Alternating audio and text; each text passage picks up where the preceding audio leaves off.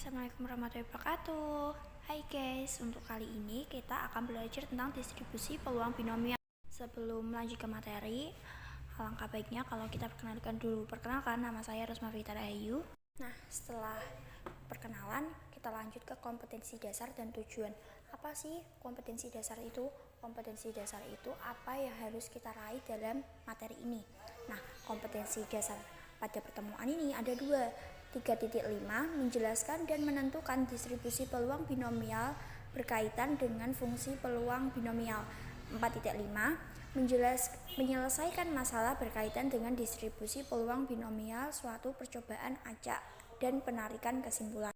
Kita mengetahui kompetensi dasar dari pertemuan kali ini, kita juga harus tahu tujuan pembelajaran kali ini. Tujuan pembelajaran kali ini, siswa akan dibimbing untuk dapat memahami dan menyelesaikan permasalahan yang berkaitan dengan konsep distribusi binomial.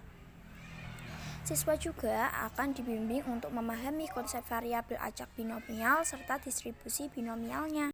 Setelah mengetahui kompetensi dasar, tujuan, kita lanjut ke peta konsep.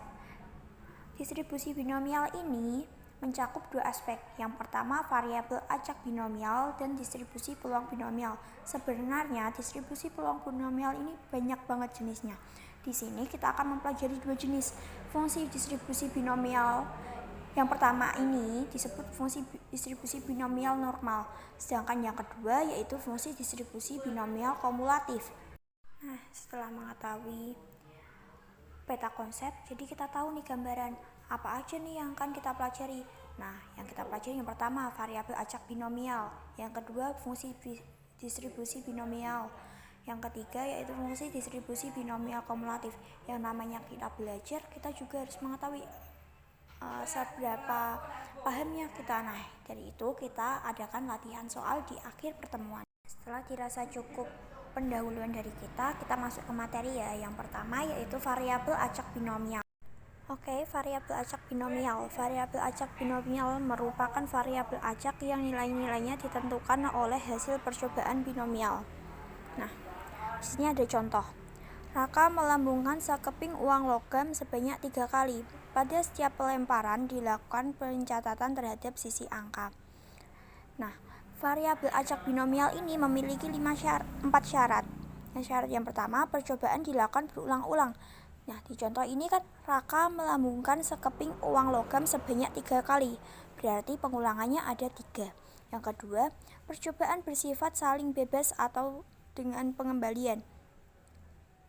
Hasil percobaan yang satu tidak mempengaruhi hasil percobaan yang kedua. Kalau semisal nih, percobaan pertama angka, apakah percobaan kedua akan angka? Kan enggak juga. Memang ada kemungkinan angka, tapi kan juga ada kemungkinan gambar ya. Syarat yang ketiga yaitu setiap percobaan memiliki dua macam kejadian, yaitu kejadian yang diharapkan disebut sukses dan kejadian yang tidak diharapkan disebut gagal. Nah, di sini kan dijelaskan pada setiap pelemparan dilakukan pencatatan terhadap sisi angka. Berarti yang diharapkan adalah sisi angka. Sisi angka itu disebut kejadian yang sukses. Sedangkan nanti kan ada peluang nih juga. Peluang kalau nggak angka kan gambar. Berarti yang gambar ini disebut kejadian gagal. Yaitu peluang dalam kejadian tetap dalam setiap percobaan. Jadi setiap percobaan kan menilai peluangnya sama. Kalau ini ada dua kemungkinan, antara angka atau gambar. Berarti peluang untuk angka adalah 1/2. Begitu juga dengan gambar. Yang kedua yaitu fungsi distribusi binomial. Setiap percobaan memiliki dua macam kejadian, yaitu sukses dan gagal. Oleh karena itu, jumlah peluang kedua kejadian dalam setiap percobaan akan sama dengan 1 karena nilai yang berimbang. Misalnya P menyatakan peluang kejadian sukses dan Q adalah peluang kejadian yang gagal. P tambah Q sama dengan 1. Peluang nilai variabel acak binomial dapat disusun dalam bentuk tabel atau grafik sehingga diperoleh distribusi peluang variabel acak binomial. Distribusi peluang variabel acak binomial disebut dengan peluang binomial. Secara umum, rumus peluang binomial X kejadian yang diharapkan dari N percobaan binomial dapat dinyatakan sebagai berikut. Rumusnya seperti yang kalian lihat ya, di mana komplement merupakan koefisien binomial X sebagai banyaknya kejadian yang diharapkan dengan X sama dengan dari 0 sampai N. P sama dengan peluang kejadian yang sukses atau yang diharapkan, Q peluang kejadian gagal atau yang tidak diharapkan. Contoh, Vita melakukan latihan melempar bola basket ke dalam ring dengan kesempatan melempar bola sebanyak 5 kali. Peluang sukses bola masuk ke dalam ring adalah 2/3. Tentukan peluang Vita dapat memasukkan bola ke dalam ring 2 kali. Dari soal diketahui bahwa nilai N sama dengan 5, X sama dengan 2, P sama dengan 2/3, sehingga nilai Q sama dengan 1 dikurangi 2/3 sama dengan 1/3. Setelah didapatkan nilai-nilai seperti di atas, kita masukkan ke dalam rumus dan didapatkan hasil 0,165. Memasuki materi yang terakhir, yaitu fungsi distribusi binomial kumulatif. Peluang paling banyak kejadian yang diharapkan dinamakan fungsi distribusi binomial kumulatif. Misalnya X sama dengan T, maka peluang paling T kejadian yang diharapkan dinyatakan dengan, nah rumusnya seperti yang kalian lihat, keterangannya juga masih sama ya.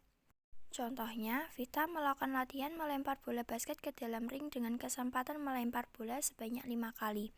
Peluang sukses bola masuk ke dalam ring adalah 2/3. Tentukan peluang Vita dapat memasukkan bola ke dalam ring sebanyak 1.